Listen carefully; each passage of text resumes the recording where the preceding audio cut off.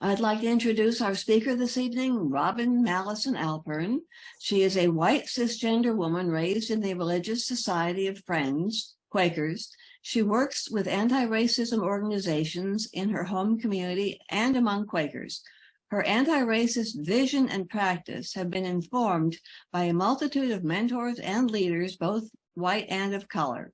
Robin was a founding member in 2003 and is still active with European American Quakers Working to End Racism. As Director of Training at the Center for the Study of White American Culture, Robin co-designed and co-leads a series of workshops on what white people can do about racism. I titled my talk this evening, "What's Racism Got to Do with Me?" And I'm looking forward to getting into that in a little bit. First, I wonder if, since we are a small group, if we might go around quick. And I guess Marianne may not be able to participate vocally, but maybe she can put something in the chat. I wanted to ask friends if you would let me know what are 2 or 3 adjectives that describe how you're feeling. And that might be emotional, physical, whatever else you got, but a few adjectives to describe how you're feeling. And then I'm going to also ask some questions to the group. So whoever's feeling ready, how are you feeling tonight? I'm looking very much forward and interested in what you have to say about this because it seems so relevant. I keep thinking of Martin Luther King saying that this is not a Black problem, but a white problem. And so I'm looking forward. Thank you, Pat. And Lois, sounded like you were ready. Yeah, just having done battle with a bunch of computers today, I'm feeling ferocious. Great word. Well, I was going to say just finished dinner, so I'm feeling pretty full. But I'm also very curious and about the topic, and I'm glad that I remembered that we can be here. Thank you, Miriam. And I'm feeling funny because was that today or was it yesterday? Yesterday we had a block sale, bunch of families on our blocks giving away things and charging like 10 cents or something just so people would be serious about getting their stuff. And it was kind of funny because we gave away a whole lot of stuff. Oh, goody. Thank you, Tim. And I'm feeling mildly optimistic because I'm in the 10th day of a serious tooth extraction, two teeth extraction, but it's getting better. So I'm looking forward to pain-free moments, and I'm also getting, I'm optimistic about learning things tonight because I'm from a small Quaker town which throughout its history was much of its history has been afflicted with poor race relations, and that's where I grew up. So I'm always conscious of that, even before it became a wide issue. Thank you, Tom. I'm sorry to hear that, and it's not news in a way. So thank you for sharing it. For myself, I will say that I am feeling excited, a little nervous, and hopeful. I wanted to ask a couple of questions. This is not an exam. I just kind of wanted to get a sense of who's in the room, and I heard a little bit already to get me started, but I was curious if we could just by a show of hands, let me know if you have participated in at least 1 to 5 anti-racism conversations that were facilitated by someone with some expertise. So not just I shouldn't say just, so not a chat with your friend, but, you know, something that was formally an anti-racism conversation and somebody was leading it. Okay, so everybody's had some experience like that. Great. Are there folks who have been to like lots more than a half dozen facilitated and organized conversations? Again, not a test. I just want to get a sense of who am I talking with? Okay. All right. Pat says maybe. She's counting. Thinking back. That's all right. Like I say, it's not an exact test. I just wanted to get a sense. Yeah. Okay. One more question along those lines. Has anybody taken part in an intensive anti-racism workshop, something like the Undoing Racism workshop that's done by the People's Institute for Survival and Beyond, or, you know, a 1 or 2 day like intensive, let's really spend several hours on this? Has anybody done anything like that? Okay, not yet. Maybe just my husband and I had a mission in the city of Chester, Pennsylvania, and lived there for 10 years within that ministry. And throughout the course of that time, we had a lot of interaction as far as racism is concerned here and there, but it wasn't a strict racism only kind of situation. Gotcha. Mm-hmm. Okay, so I didn't ask that question, but that's also valuable to know, having some lived experience working with these issues. Great. Okay, thank you very much. That just helps me to orient myself a little bit. I also was curious if anybody came here tonight with a burning question, something that you really have been wondering about and were thinking, oh, maybe Robin Alpern is going to help me with this question. I don't promise to answer all questions. And in the interests of time, I'm thinking that if you do have such a question, if you would pop it in the chat, if you could do that, then I will, you know, be able to bear that in mind as we go through the evening and perhaps be able to touch on it. I did not actually, so you could do that now or at any point, you know, just pop something in the chat and I will try to pay attention. If there's something that I can speak to, I will. Okay, all of that said, I didn't bring a prepared talk tonight. Lois had let me know it was probably going to be a small group, so I wanted to be able to be responsive to who's actually here. But I do have some topics in mind that we might want to discuss. So when I titled it, "What's Racism Got to Do with Me?" and then started thinking about what we might actually discuss tonight, it occurred to me that a more apt title might actually be, "What doesn't racism have to do with me?" What doesn't it? Because racism permeates so much of our lives, whether we are conscious of it or not. It does. And so I thought about 3 or maybe 4 specific areas that we might talk about this evening. So one is, I want to talk a little bit about internalized racism. Don't know if folks are familiar with that concept, the idea that having grown up or lived for some time in a racial society like we do, that we end up being impacted internally. We end up having our thoughts and feelings and attitudes impacted and shaped by racism. So that's called internalized racism. That's one area I'd like to talk about a little bit. Another thing I'd like to talk about is systemic racism, the idea that racism is spread throughout our society at all the different levels and institutions and systems. And that's a way that it ends up having an impact on all of us, no matter what racial identity we are. Another area is costs of racism, and in particular for white people. And I didn't ask us to name what our racial identities are here.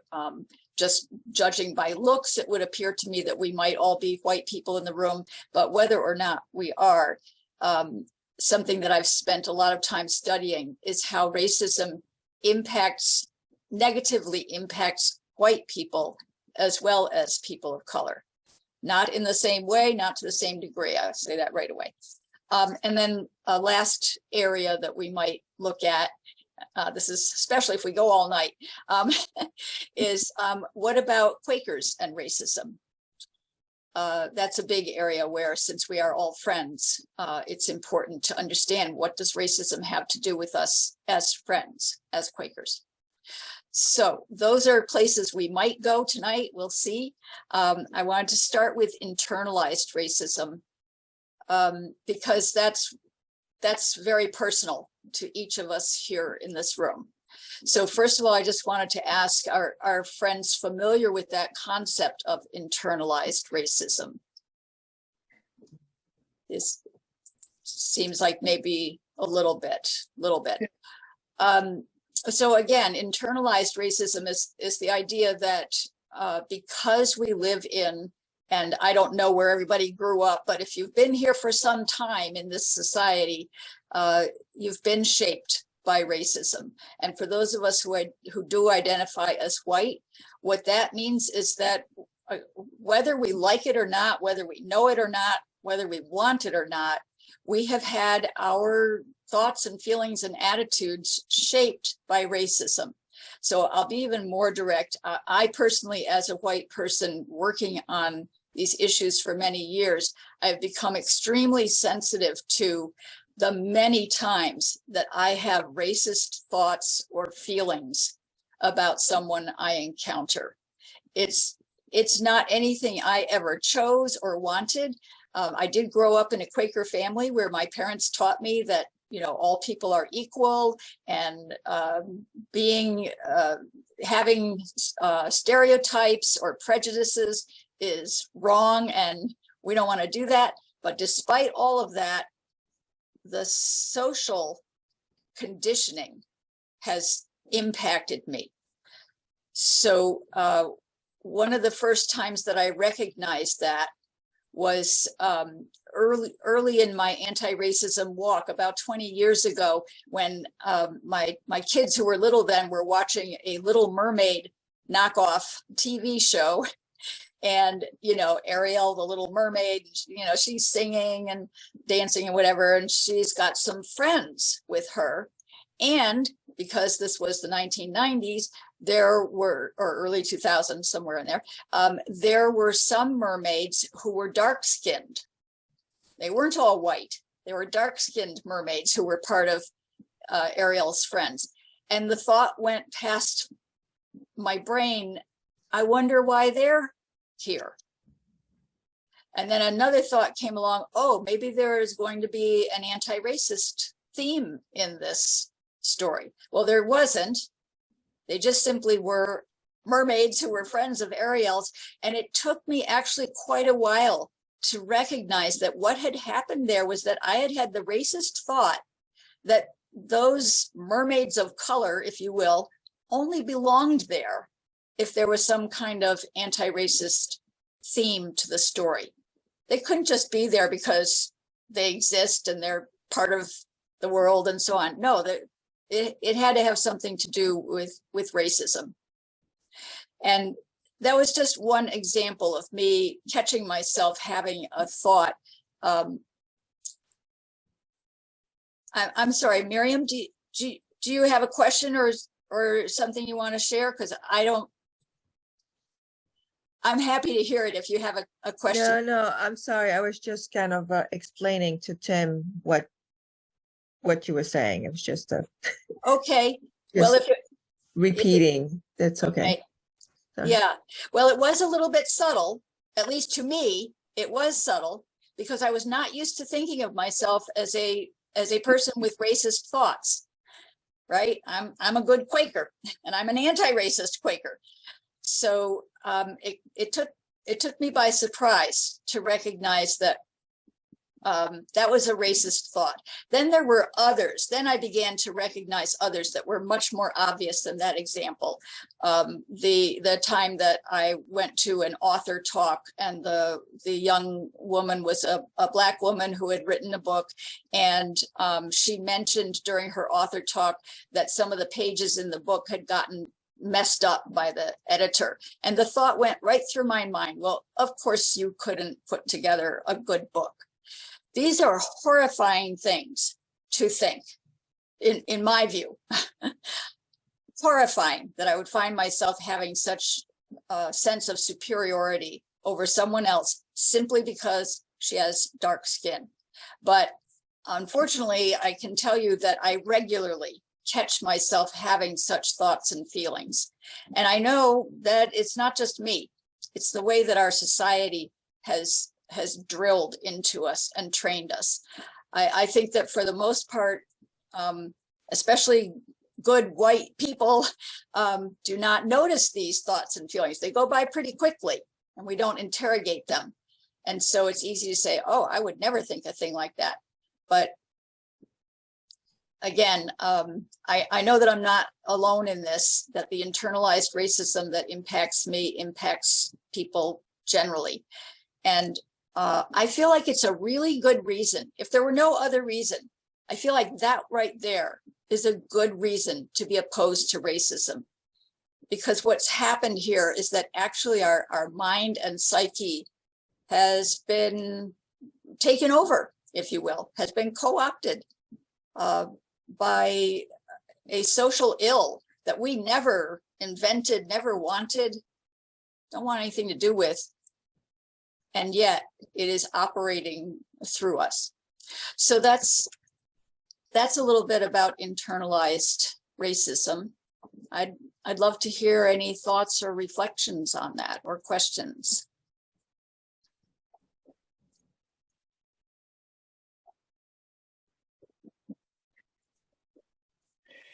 You made me, in describing that, you made me remember that a awakening moment for me years and years ago, although as an adult, was when I acquired a German partner, a German man who became my partner. And he probably because of where he grew up, of course, in Germany, he contrasted himself. I seemed terribly racist to him, and he seemed to me to be without any vestige of it. And there were always a number of instances, for examples. For example, when we came to Philadelphia and he knew of a black jazz club and he wanted to go there. And I did go there with him, but I highly resisted it. And, you know, my reaction was, we'll be the only white ones there. And his reaction, of course, was, what difference does that make? What's that got to do with anything? And, you know, there were constant instances of how I had it in my background, and for one reason or another, he didn't.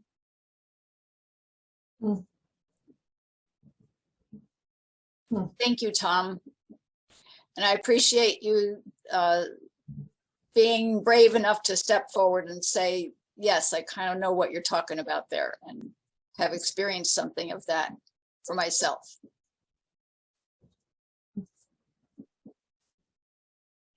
Anyone else? What thoughts or questions or arguments did I stir up there?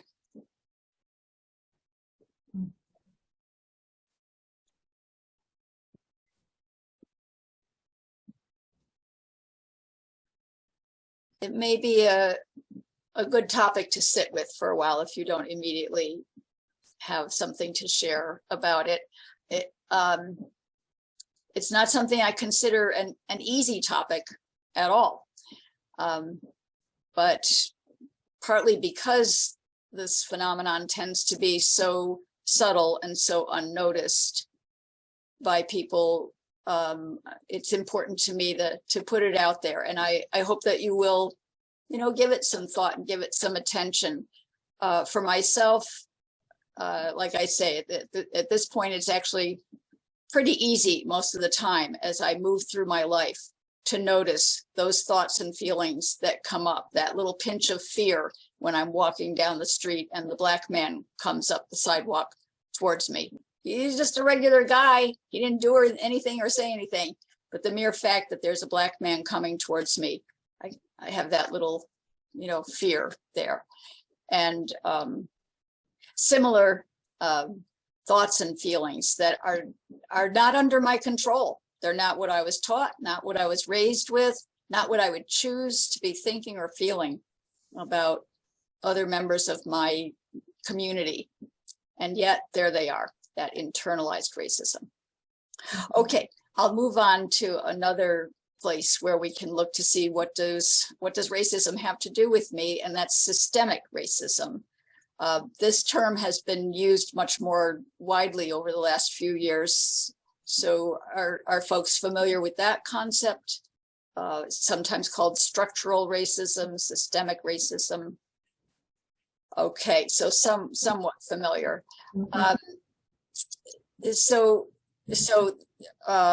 Systemic racism is really the place where a majority of anti-racist people focus their attention, because this is where the greatest harm is being done, is through the fact that every level and area of society is just embedded with racism.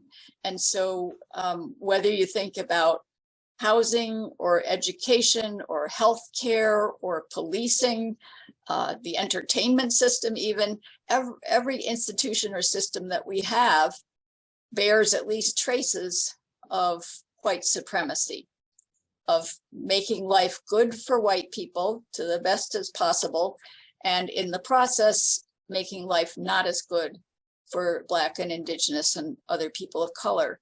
And so here's another place where, even if I didn't have that internalized stuff going on, and even if I want to be anti-racist and treat everybody equally and justly, it's not going to happen because the whole society is rigged.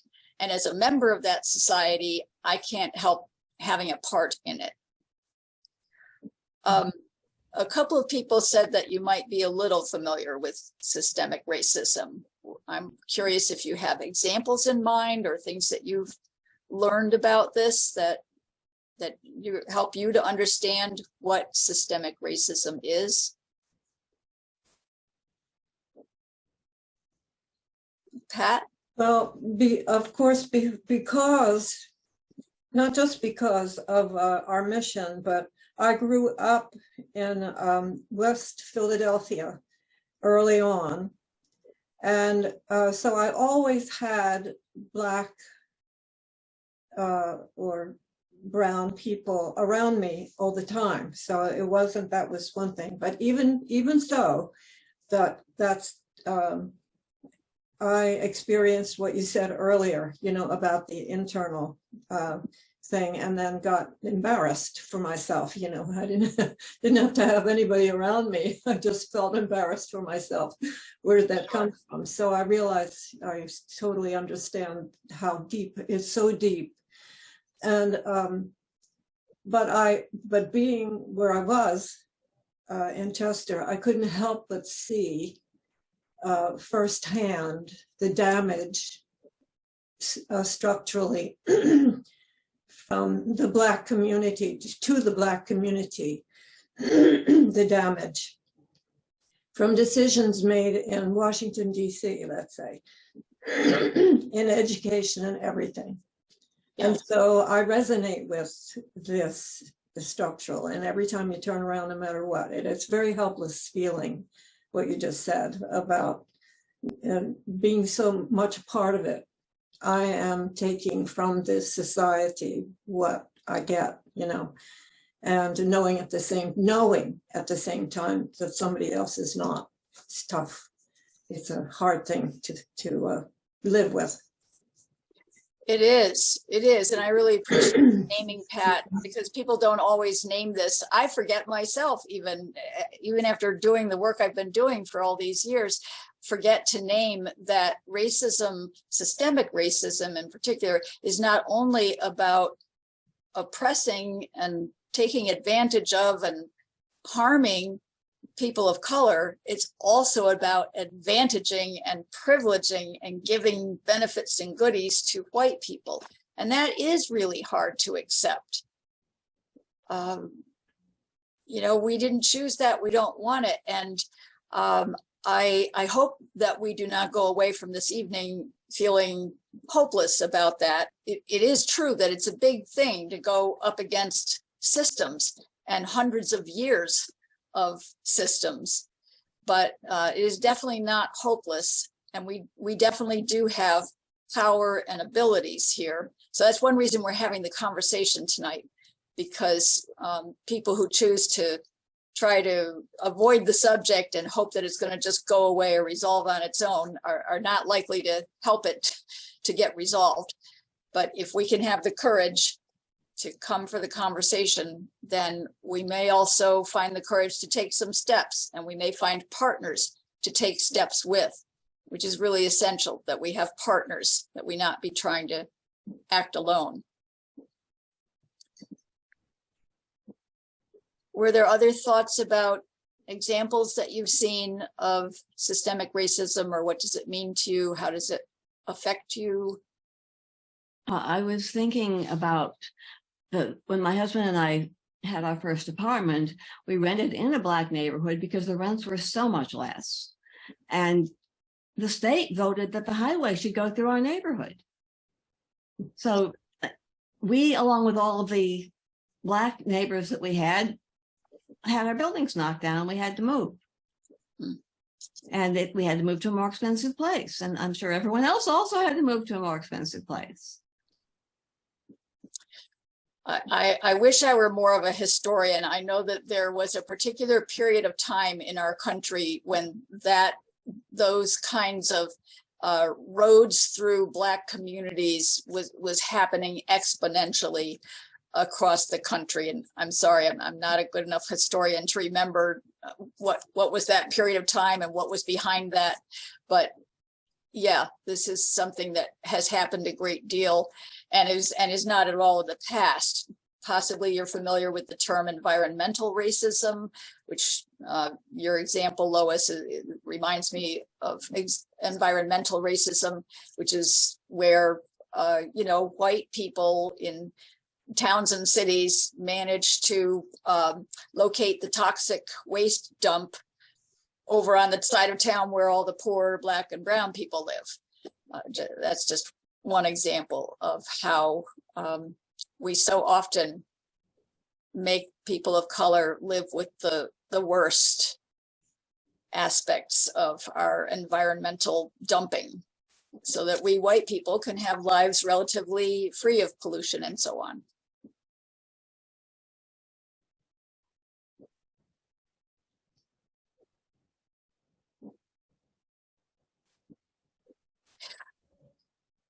I think again that it's important for us to have as much awareness as we can of these ways that systems benefit white people and harm Black people and Indigenous and people of color.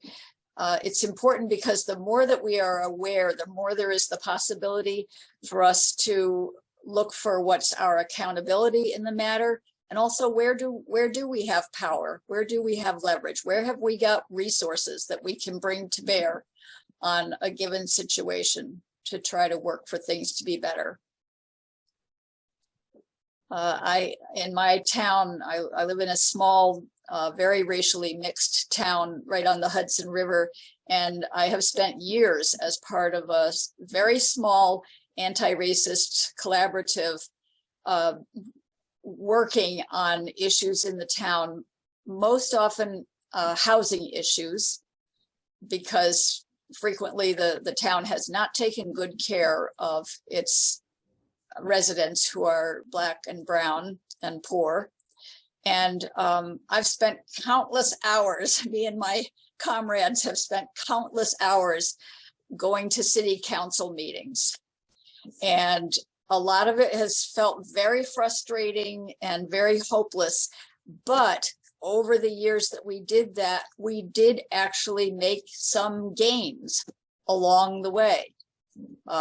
There have been some of the politicians that we managed to get voted back out of office because they just would not yield and would not do a good job taking care of our citizens of color.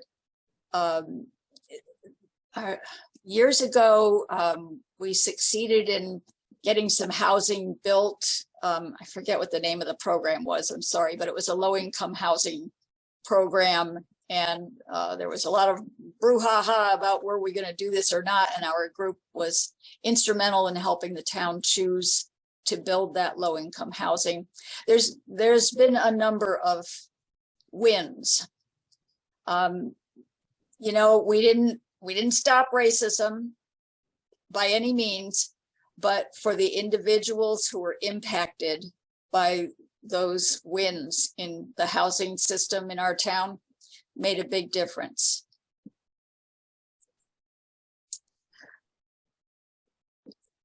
Okay, I might move on to another area. I want to be mindful of our time. So I mentioned that another place where I think it's useful for us to consider what racism has to do with us is in the area of costs of racism. And here, you know, usually the discourse is around how racism harms people of color. And obviously, people of color are the targets of racism and the destruction and damage that people of color have had to tolerate for hundreds of years. You know, there's just not even words for it. It's important to me that people who are white be aware that we also suffer costs of systems of white supremacy. And again, as I said at the beginning, it's not the same. We don't have the same costs. They're not to the same degree. And I'm not talking about reverse racism, which doesn't exist because racism is a one-way system that targets people of color and benefits white people. But that said, there are many, many ways that white people too are conscripted and hurt by white supremacy. Is everybody here familiar, I hope, with Heather McGee's book, The Sum of Us? Mm-hmm. It has a long subtitle. I have my copy here. It's The Sum of Us, What Racism Costs Everyone and How We Can Prosper Together. It's kind of a giant book, but really easy to read. I'll put it in the resources I'm going to send after this. She's a Black economist who writes in great detail in a number of areas of life about how racism is costly for everybody, and everybody includes white people. One of the examples that she gives, which is from the past, but this kind of behavior still goes on, she talks about swimming pools in the, I think, 1950s. And she talks about how there was an era, which it's hard for me to imagine this, but she writes about it very descriptively. There was an era when across the country, it was common to have municipal swimming pools that were large enough that you could have actually thousands of people in them. My mind just boggles. I've never seen any such thing, but she assures us that this is the case. And it wasn't like one or two of them. They were across the country. These were public works and these gigantic swimming pools. However, then because it was a time of desegregation, it started to be that these public pools, which formerly had been open only to white people, were now required to be open to all people. And do you know that across the country, communities started shutting down their swimming pools, shutting them down, bulldozing them over, gone. Nobody is going to have this pool because we don't want Black people in the pool with us.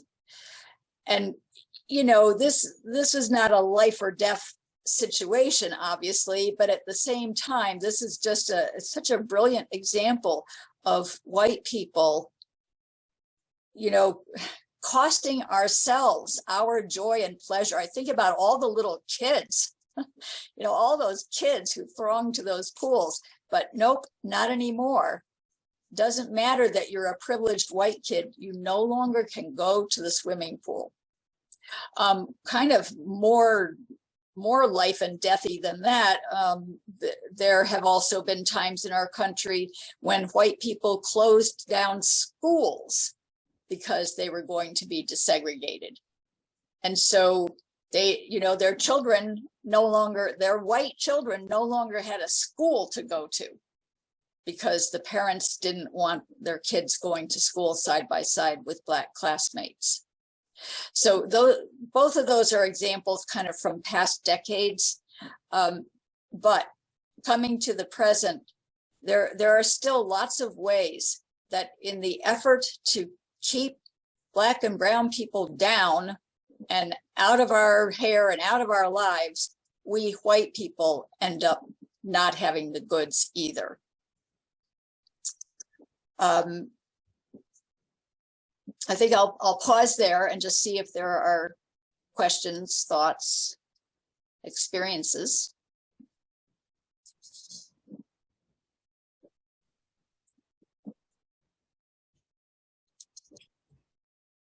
So would you have a more recent example besides the closing the schools and the pools? Because I could see when before you went into those details, those examples, I was thinking, what is the cost to us?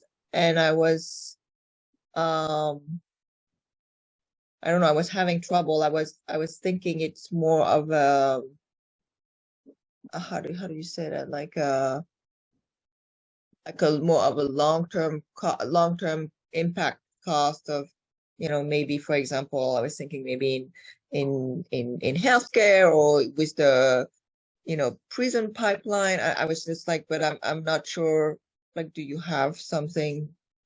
Yeah. I think I'm going to confess that I'm not as prepared on this one piece of the topic as I would like to be. I'm going to definitely refer you to Heather McGee's book because she has a lot of really solid examples. I am trying to remember one that I was given that is recent that had to do with pollution measures. I don't know. I'm probably not going to remember the details well enough, so I won't even try. There are certainly many times when white people get caught up in the collateral damage of systems that were meant to literally police or in other ways target people of color. And unfortunately, a white person gets caught up in that same law or action or something. And just, well, too bad. Too bad for that white person. We were trying to keep Black people down and you got in the way. And so that's too bad for you personally. But that's more of a personal example. I'm going to ask you please to see her book. And actually, I mentioned it's a very big, very well-researched book with lots of footnotes and so on. If you don't have time for that, which I respect, we don't all have time for everything.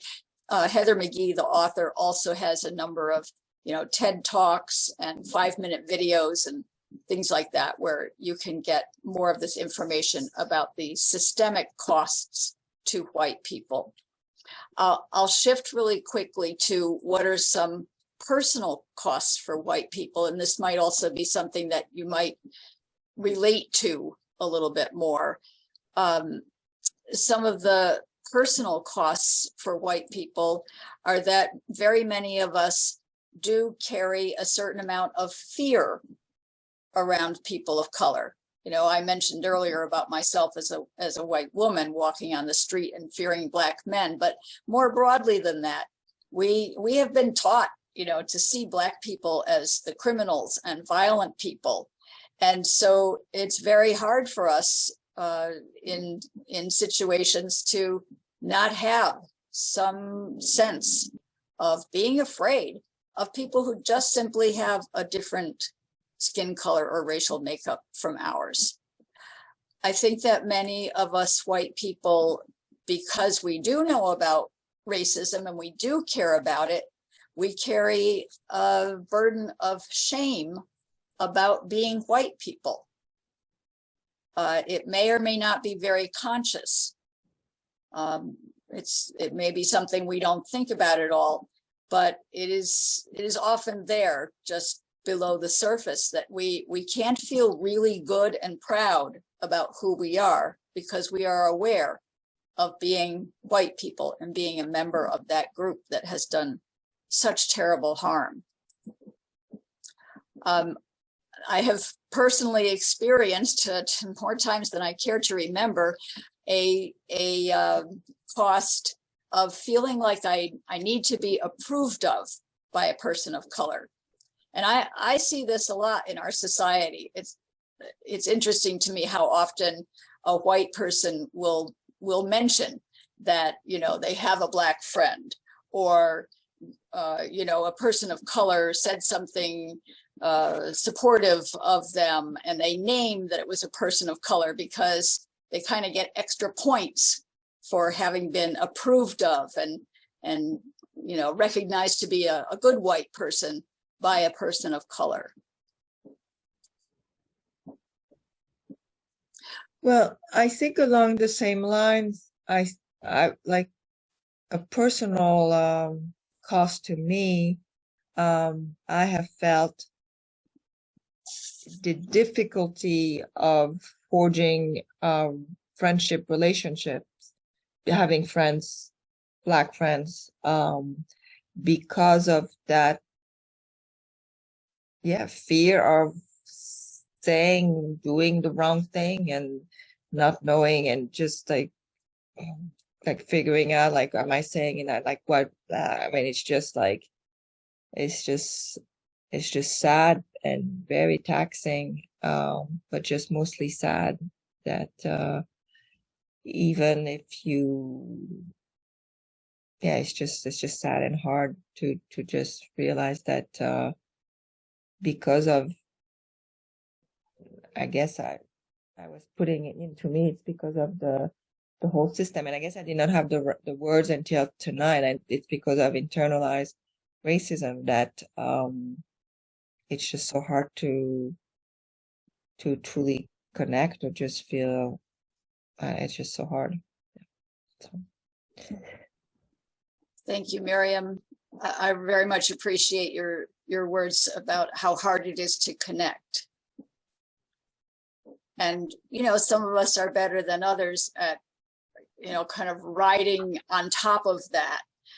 But I think that for many white people, it is difficult to just be human around someone else because of their racial identity. Yeah, I mean, it came really to me, I guess I would say most recently, and mostly through one of our kids,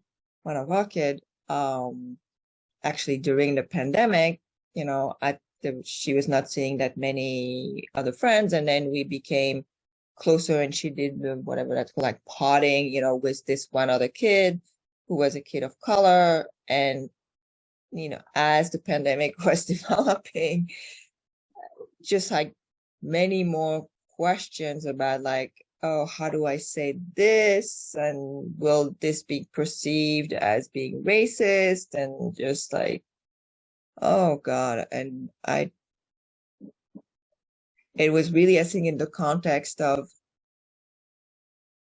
being a parent and having to relate to a Black parent versus, you know, I've had situations, but I did not feel that they were as difficult of, you know, being on a more equal level with another Black person, you know, that was, I don't know, it was just like, and then, you know, in the middle of all the uprising and all the situations, and, you know, definitely relating to this whole like approve, like, well, I just want them to know that which side I'm on, which seems pretty obvious because of other things. But what if it's not that obvious? And, you know, how much do I say? And then, you know, it's just, but anyway.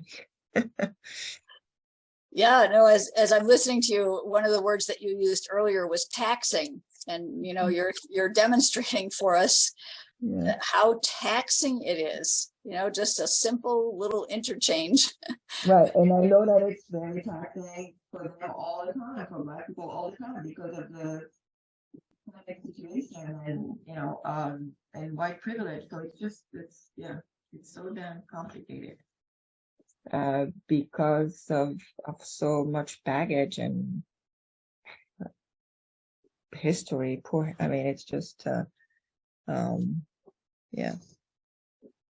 And I did not grow up in this country, but you know, we still have our own racism in a different way. But anyway, it's a whole other story. So, yeah.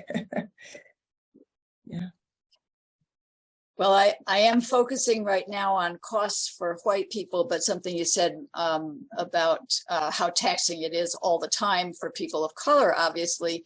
And I just wanted to throw out there that one piece of research that I came across shows that it is more taxing for people of color, generally speaking, to be in conversation with white people who are attempting to be colorblind than it is to be in interactions with white people who are perfectly aware that race and racism exists and are, you know, there to name it and do something about it and not try to be colorblind. I'm going to say something to make things even more complicated. You keep bringing the story up that you are embarrassed at having been afraid of a Black man on the sidewalk. Well, I did the opposite. I kept saying, oh, it's just 3 Black guys. I can keep walking. They mugged me at gunpoint. They knocked me to the sidewalk. They took my bag of manuscripts. I mean, we're seriously talking about there is something to be afraid of. And I don't know how you tell when being afraid is the same thing. Well, that's the really crucial question right there, Lois, because what I'm talking about with that fear, the white woman who tightens her grip on her purse strap, that's such a common phenomenon. And hi, welcome, friend. We're talking about costs of racism for white people, and I hope you can just kind of leap in and catch up to where we are. So yes, I am not here to say that, you know, no Black person ever did any harm to any white person. That, you know, is patently untrue. What I'm speaking about, though, is the stereotypes that have been drilled in.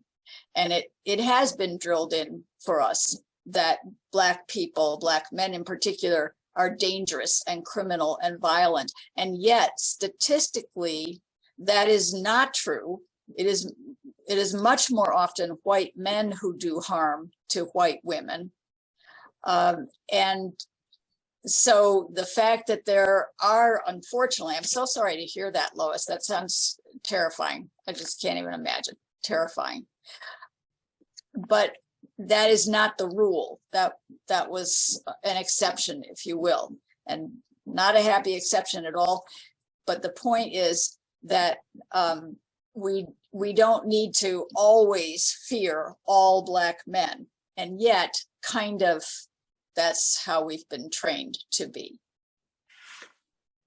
You know, I would like to give a personal anecdote that in a way is the opposite.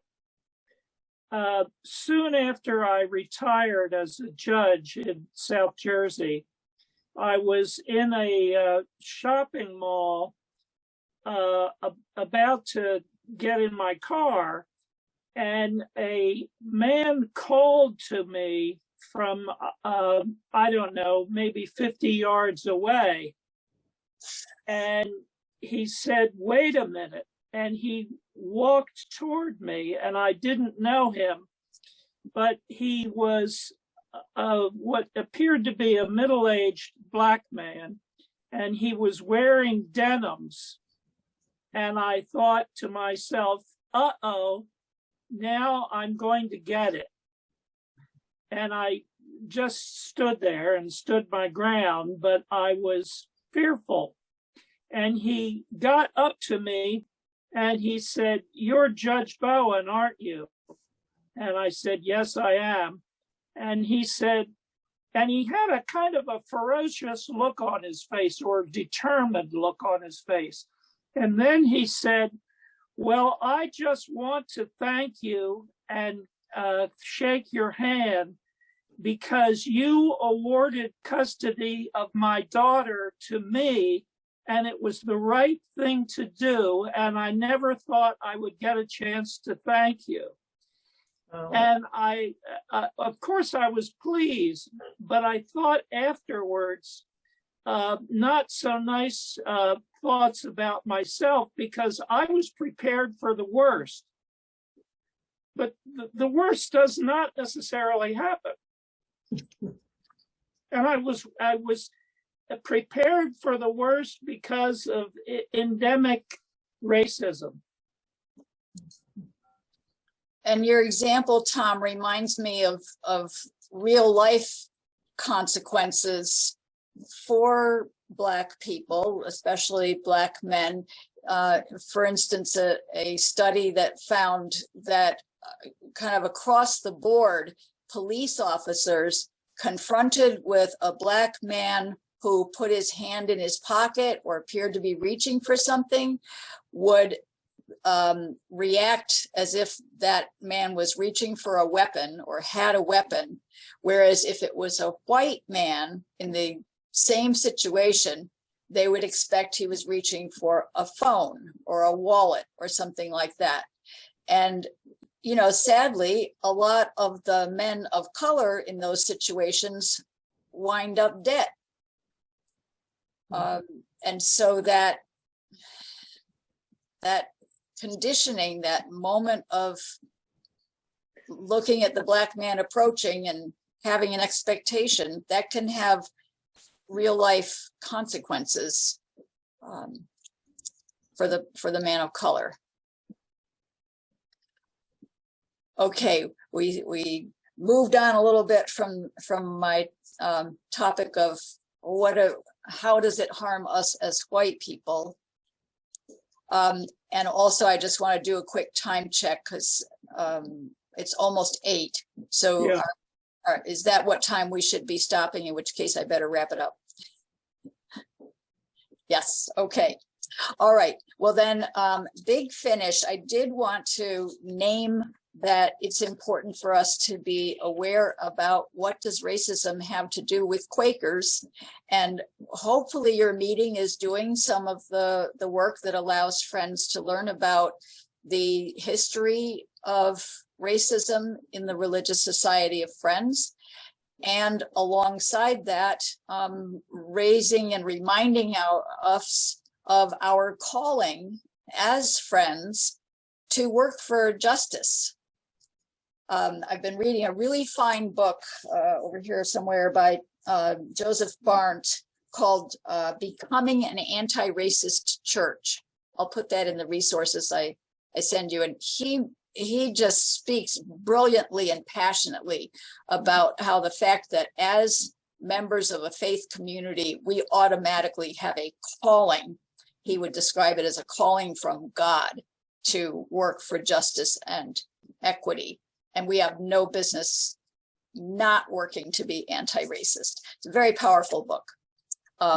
We also have the great book, Fit for Freedom, Not for Friendship, which is a huge history of how friends have worked for racial justice and where have we strayed and gone off the path. So I'll send you those resources too. This really scratched the surface, but I really, really appreciate that you came to scratch that surface and that you brought your courage and your vulnerability to our conversation tonight. I'm grateful for that. Thank you. Thank you. Thank you very much. Mm-hmm. You're welcome. I hope we'll talk more. Was nice. Very good. Thank you.